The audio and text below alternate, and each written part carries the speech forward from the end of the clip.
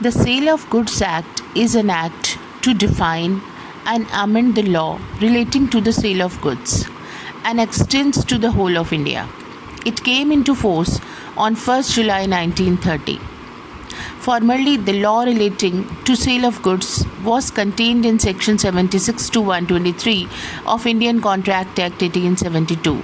In 1930, this branch of the law was codified in a separate act, that is, the Sale of Goods Act 1930, and the corresponding sections of the Contract Act were repealed.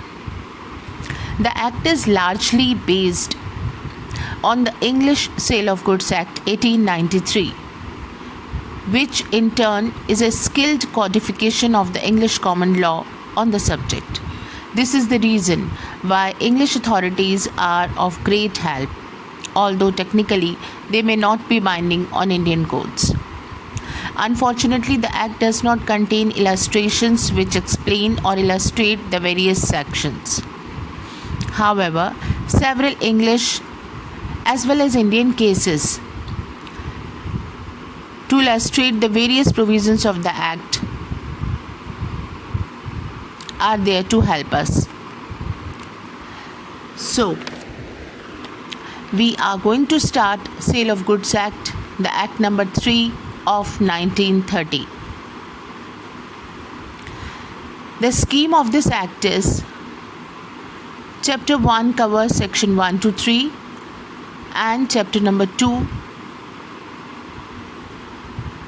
Section 4 to 17 and 62, Chapter number 3 18 to 30 and 63, and Chapter number 4 Section 31 to 34, and Chapter 5 45 to 54, and Chapter number 6 55 to 61, and last Chapter number 7 Section 64. We are going to discuss these chapters in topic wise. Preliminary: how we are going to formation of the contract of sale of goods, what is the effect, performance, rights of unpaid seller, suits for breach of contract of sale and auction sale, etc. So we are going to discuss Sale of Goods Act in such a way, topic wise. Thank you.